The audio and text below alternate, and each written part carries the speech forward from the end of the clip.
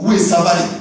But the one who has refused to forgive actually is the one who carries the burden of suffering. Our anger aroused Satan away into our hearts. You can check even later on in Ephesians chapter 4, verse 26 to 27. Ephesians chapter 4, verse 26 to 27. 2 Corinthians chapter 2, verse 10 to 11. 2 Corinthians chapter 2, verse 10 to 11. We become slaves of our anger and bitterness, and they begin to destroy us. So it starts from like something small. Umenikosea, nimeacha kukuongelesha, nimeanza kuendelea kusikia vibaya kuhusu. Polepole I start building negative emotions against you. Slowly I start feeling uncomfortable with you near me or seeing you. Slowly the other time I reach a point whereby now I become like a mantra. I would even wish you evil on you. Or even if you are hurt, I hear you got accident, whatever, it's as if I'm very happy what I honor you. You know, I reach a point of even hatred. So beginning from someone physically ill, we call them the psychosomatic reactions. Yeah, the somatic reactions. You can even have headaches, ulcers, stomach ulcers, or heart problems. I'm not saying if you have all these that you have refused to forgive, but can cause that, can cause psychosomatic problems. Because as I've said, when you are carrying that person, especially within a community whereby you keep on seeing them, and the bitterness keep on growing, and the hatred, you are then not yourself. Even your appetite goes down, isn't it? You are not even able to eat well. You are not able to pray well. You are not just okay. Yeah, it affects you. You can even start having those tensions of headache and all that. It may make us become as violent and evil as those who offended us. You know, it might make us now to start preparing ourselves for the revenge, and we might even do revenge. Maybe somebody just did something very small to us, and we do a worse thing to them. Yeah. Forgiveness releases us from all this. You know, in fact, again, you might not agree with this. We forgive for our own good. If we do not forgive others, we pass our hatred to our children and to our children's children. This can result in cycles of revenge and violence between groups, which can go on for generations. Only forgiveness can break the cycle. Forgiveness also allows us to begin the process of healing. Yeah. So we were just trying to explain the first point, that the reason why God or Jesus wants us to forgive others is because forgiveness frees us from the anger and bitterness, and we'll see more that in the process of forgiveness. So number two, why God Jesus wants us to forgive. Forgiveness allows us to receive God's forgiveness. Actually, when we forgive, we are opening our way so that God can also be able to forgive us. Somebody can open for us a bit first. Matthew chapter 6, verse 14 to 15.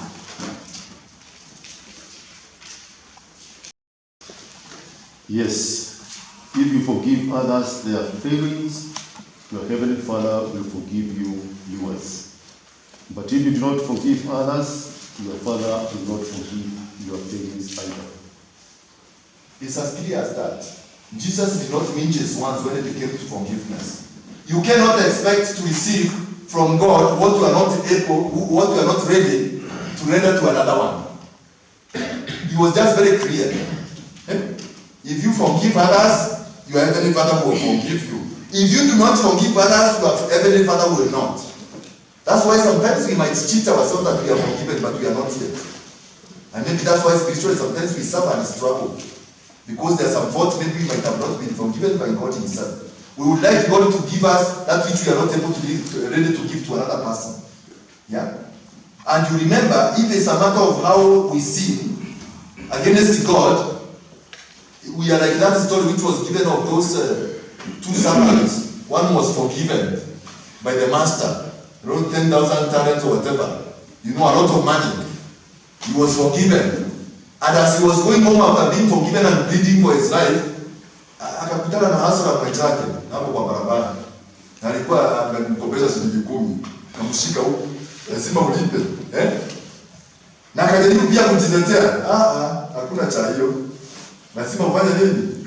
Akampeleka hata korokoroni na nini. Alafu ndiye alimsamea mingi akasikia hiyo story. So it is the same with God. For him, he forgives us a lot.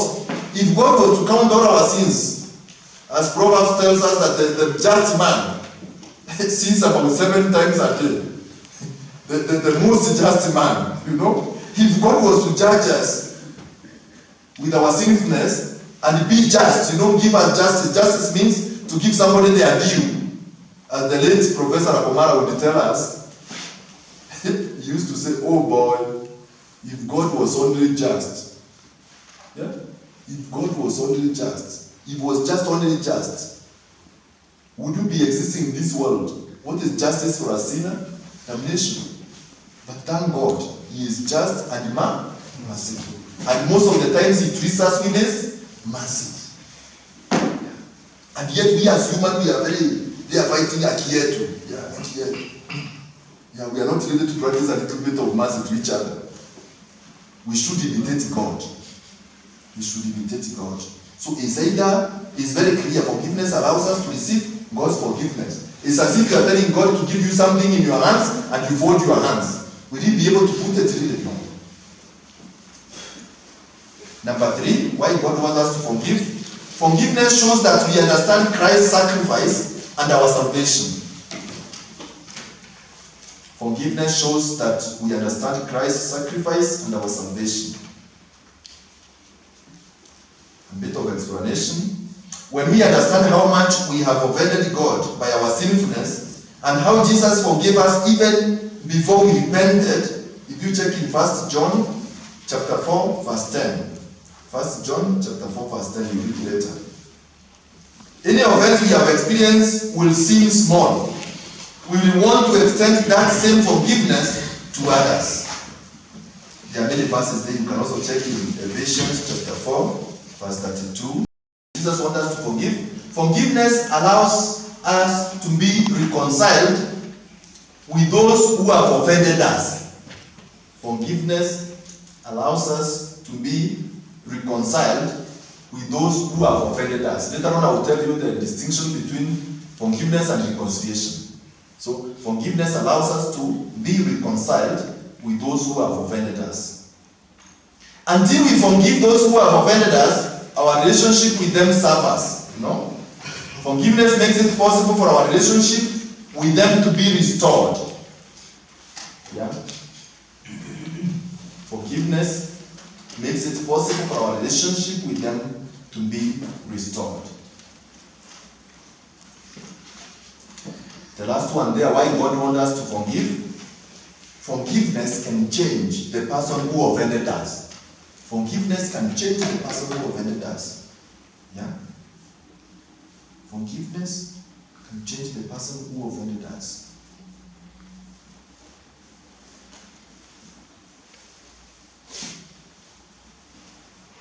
If you check in Acts of the Apostles chapter 7, kuna mtu hapo alikufa, tunaweza sema alikufa kiyesu.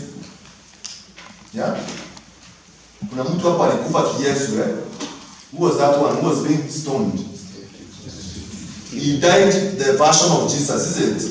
When they were stoning him, what was he doing? He was praying for them. And who was the commander of those stoning him? On whose feet did they put the clothes after? And his soul remained the same. Did he remain the same later? Actually, the name at one point changed. Forgiveness can change the person who offended us. It's like when we were small and trying to fight somebody, want to fight with you, wherever they keep on kicking you, and you don't kick, you don't hit back, wherever. And when they realize you are not ready for the fight, they go for the one who is ready. Yeah. They are looking for somebody to fight with. And they realize they are trying to provoke you, are not getting provoked. They try to provoke you, are not getting provoked. Yeah. And that's how they stopped in Rome, in the tradition of Rome, when they were persecuting Christians. That's how they stopped taking the Christians to the what do you call it? This place they used to make people fight with animals. In the Colosseum there. You know, they used to have the gladiators and all that fight with animals. So when they arrested Christians and they were persecuting them, one way of persecution for the Romans, they started putting them in the Colosseum there. to fight with the animals which you are catching mostly from Africa and all that. Like they will put you face to face with a lion. So the reason, and now they are mashabik, you know, it's like football now. You know, the people are there with different teams, you know, they are there to watch and they will be cheering as maybe the lion is tearing you into pieces. You know, they are cheering, you know. So when they started bringing Christians, hiyo mchezo iliisha raha. Because Christians were not fighting like the gladiators who were only, maybe they have killed lion, they were put with another one they killed with that cheetah and whatever. For Christians, akifunguliwa ingizwa hapo alikuwa anakuja na kuliwa hata apigani. So hiyo game haiko inafurahisha. Hapo anatoroka na kijana huko na huko, so hata wanasema wataki hao. Nataka wanatoa ule mjamaa atakuwa anakimbia anaruka na piga nduru. You know, that's process of forgiveness.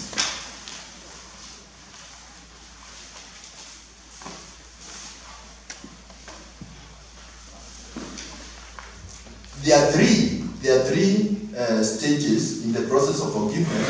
But before you begin the first one, there is something which has to happen. And if it has not happened, you don't even need to begin the first one. And what is that? Forgiveness must begin with me. Forgiveness must begin with me.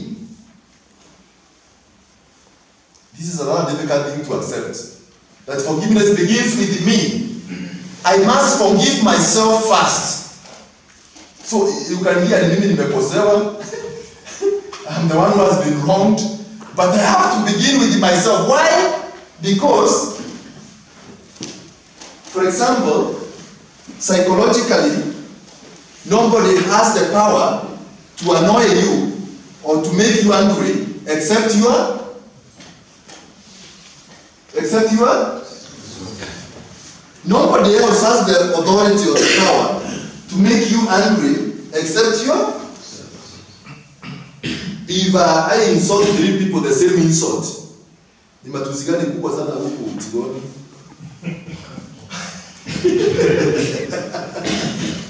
Ili akule ushauri itananga umbwa. Ya? Umbwa. Na akiona utakasirika sana kwa umbwa na mkia. So sasa ni ile 3 people umbwa hapa. Are they going to react the same? I might call him dog and niambia wewe Bob acha hiyo mchezo bwana. Unaniona ikiwa umbwa wewe acha hiyo mchezo. Itakuwa tu ni mchezo. The second one might tell me, umesema nini? Umeniita umbwa? Ambia umbwa. Mara moja tunashikana mashati. Nani unaita umbwa? Unaniona mkia? Tunapigana hapo. Watatu inaweza kuwa nimemuita umbwa, hajajibu, hajasema chochote, amekimya. Kwanza anafanya meditation na contemplation na anachora picha kwa kichwa vizuri. Kwanza anaona hiyo umbwa yeye kwamba sasa ni umbwa. Na hiyo inaweza chukua hata siku kadhaa. Ya, inaweza hata chukua siku kadhaa. Saa ile kitalipuka. Na hizo na yake people in West Africa mtamaliziana hapo. Ndio umefungia vibaya kwa barabara nini huko Nigeria hapo wapi, ametoka na ile mambo yake. Hapo mmeshikana pachatu, mmefurutana, mnaenda mkirushana mikono, kila mtu anaenda mmemaliza. Mmekutana tena hiyo hapo iliisha. Lakini East Africa nitakuonyesha hakuna sile hizo right, it's all right. But ndani kuna maumbile yanajijenga huko ndani. It's like a volcano, huko ile. The time it will come out, utashangaa. Utakumbushwa mambo ulifanya 50 years ago. Especially women are very good in that. Hata huwezi kumbuka, unaletwa sasa polepole kutoka hiyo ukafanya hivi, ukasema hivi, ukafanya hivi, utakumbushwa mambo. Yeah, because it has been. Yeah. That's why I'm saying anger or even whatever event happens to you, you are the one with the control, because huyu ambaye ameniambia wacha hiyo mchezo, he has chosen that way. Yeah. Ule mwingine naye amesema tuonane saa hiyo ni njia yake, alifundishwa hivyo. Alifundishwa mtu akikutusi mfanye nini? Umtusi ama mfanye nini? Action. Mimi nimekutusi, nimekuita umbwa. Believe. Yeah? Be is believe. Nimekuita umbwa na kulingana na vile ulifundishwa, mtu akikutusi akuite umbwa, unapaswa umuite umbwa ama umpige. So what will determine the result here is not the issue of the umbwa, is what you believe. Sijui kama tunashika. It's what you believe. It's not the name umbwa is not the one which will make me to fight with him, or for him to wait and then maybe also prepare himself to deal with me. It's not the name umbwa actually, but it's his belief. He believes that when you are insulted like that, you should also prepare an insult or revenge. Tulifundishwa tukua ndogo, ikiwa makimonge ya shilingi, afadhali mgonge ya sumu. Na hata wewe kuna mkono wako ya kufanya nini? Na kujipigania. And unconsciously you find yourself now behaving like that. But from anger and disappointment, before you can be able to forgive another person. After forgiving myself, there are 3 other stages which follow. So unless you begin with yourself, it will not work. As long as you give that power to another person, you say, until akuja aseme sorry, until afanya hivi na hivi, mimi hiyo mambo siwezi kumsamea na mambo yake sitaki. So ukiweka hiyo power kwa ule outside you, it will never begin. So you don't even need to waste time beginning the first stage if you have not realized that you have contributed to that problem, even if you are the one who has been hurt. Even in marriage, I normally tell them, each partner contributes to any crisis. Sometimes you are not the one who started, but your responses might have made things worse. Yeah? Each contributes, hata iko ni 0.00 na ile yako ndogo hiyo labda ni yenyewe imefanya mambo ikaribika zaidi.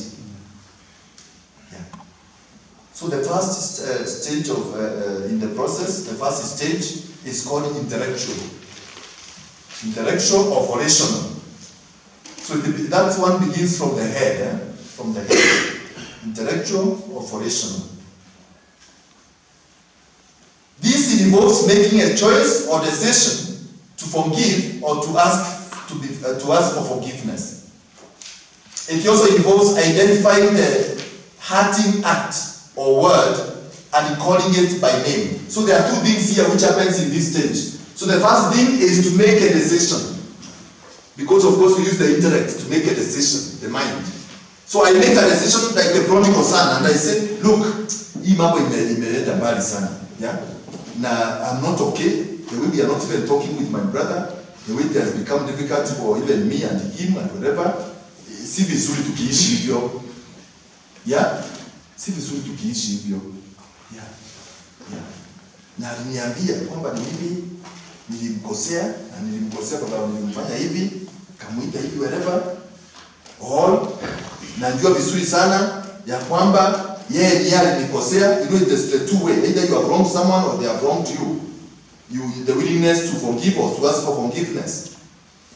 And we need to resolve this. We need to resolve this. And I have to take the first step. So you make a decision that huyu mtu nimefungia huku na pasa nimwachilie ili nikue niache kubeba mizigo. What hurt you? You know, and call it by name. Sometimes, like you were saying, nikita mtu mbwa, mwingine hata labda hajakasirika na mimi kwa sababu ya mbwa, amekasirika na vile nilikuwa nimesimama. Because namkumbusha vile master wake alikuwa akimchapa viboko mbaya sana shuleni. You know, actually my posture or the way I look like is what maybe is annoying him, even not about the word umbwa, maybe the way I look at him when I'm saying it. So call, identify what is the word or what is the action or whatever caused the injury, whatever messed you up, whatever made you annoyed. Sometimes we might be thinking that ya tumenikasirisha kwa sababu umeniambia kama umeniita hivi, but kuna shida zingine niko nazo ambazo umenikumbusha. Maybe I already have other problems which you have provoked in me, and that's why I'm even angry. And that one is normally known when people overreact. Maybe kitu inakaa ndogo tu, but you have overreacted. You know, you have overreacted. It seems there is more other things. I've just done a provocation. You know? Yeah. Yeah.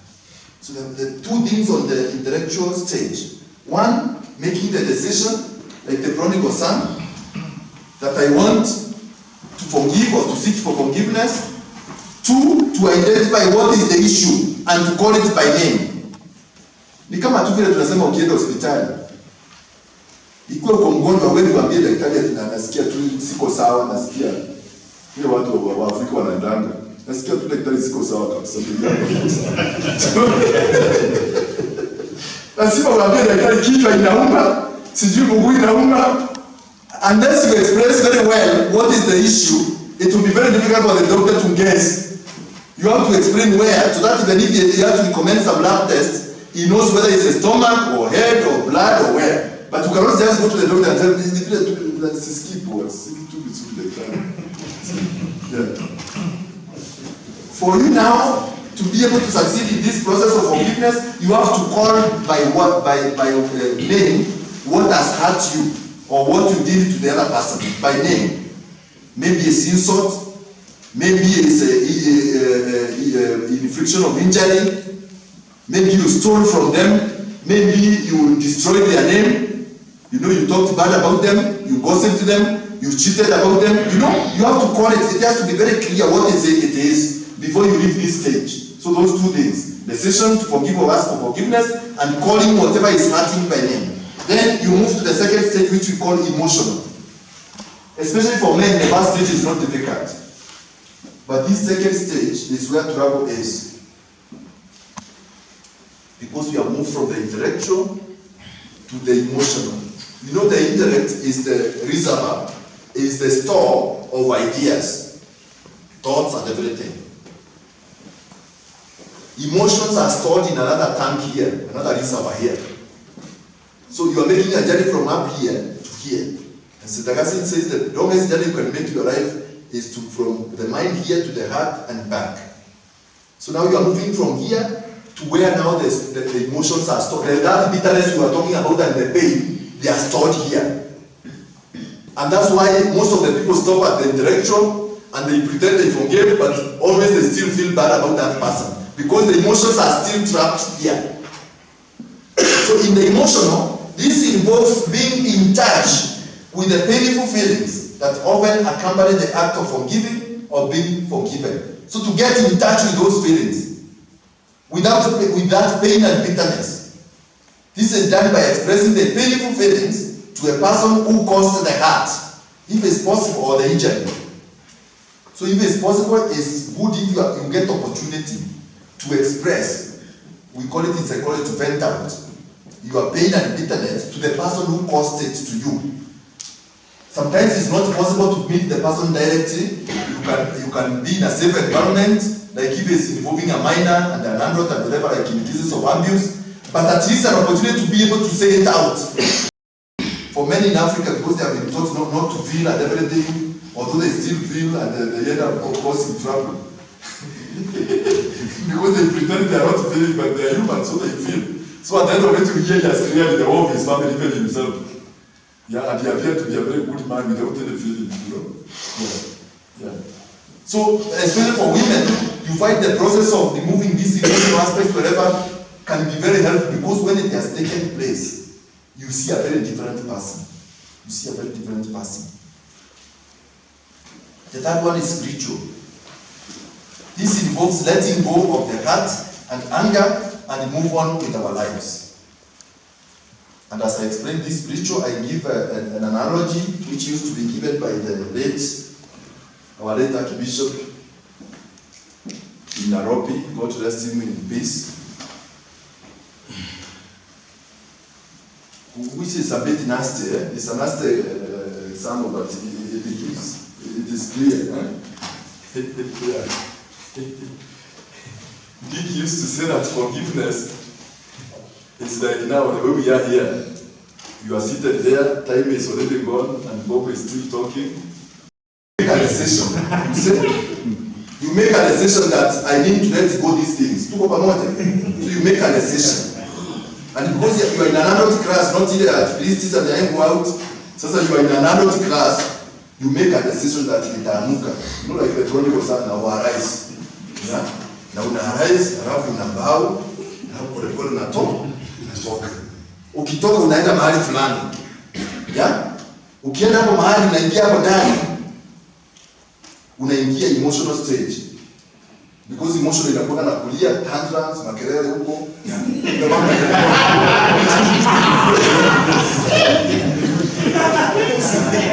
Hana hiyo vita yote na ile vitu itakiani na says the Spirit, what do you do after you have done all those kind of things? Unafanya nini? Let go. Una flash. Ukiflash ukitoka hapo, hata utaangalia pande hii na pande hapo kuna mtu mmoja. Hata utataka kuhusishwa na nini? Hata sahihi hapo utataita ile tractor inakujanga na pale mambo yote yanaendanga kuvuruta. Tupata hata ni kama utachangia sio? Hata utaki kuhusika na vitu kama hata utaki hata huko hapo wewe hata umesahau hiyo maneno yote hata si wewe, you know? But now ukitoka hapo unarudi na kule class, you are right. Yeah? You are right, you can even stay for more than 1 hour again, you are not even having no problem. Ile ilikuwa itajiki mimi nimefanya nini? Then forgiveness has taken place. So with that analogy, so intellectual is that making the decision that there are things within me I need to release wherever I don't need to continue anymore. Emotional is the process of having them go. And the spiritual is now letting go. Letting go. Letting go. And we let it go, as we have said, to the cross, to Jesus. Because alituambia atatupepea misalaba yetu, atatupepea shida zetu. And now I want to teach you a new gospel as we go towards the conclusion. Because we have been taught, you forgive and forget. It's not true. You will not forget unless you have dementia. Unless you have a memory problem, you will not forget. You forgive, you remember, but without pain and bitterness. Are we together? You remember tulikuwa mfrani alifanyia hivi, tulikuwa tumekosana, hata you joke about it. You say, bwana, siku ile hata karibu nimeze bwana. Yeah? I think we were almost swallowed me. Yeah? Hey, it was too much. Hata wewe unamwambia, I think I also reacted. You know, it is gone, eh? So you can be able to talk about it. If it's not yet, ujaribu kujoke nayo. Ni kama kuweka chumvi kwa nini? Kidonda. So forgiveness means that you have healed. Yes, you have resolved the problem, but you have always to remember, because when the wound heals,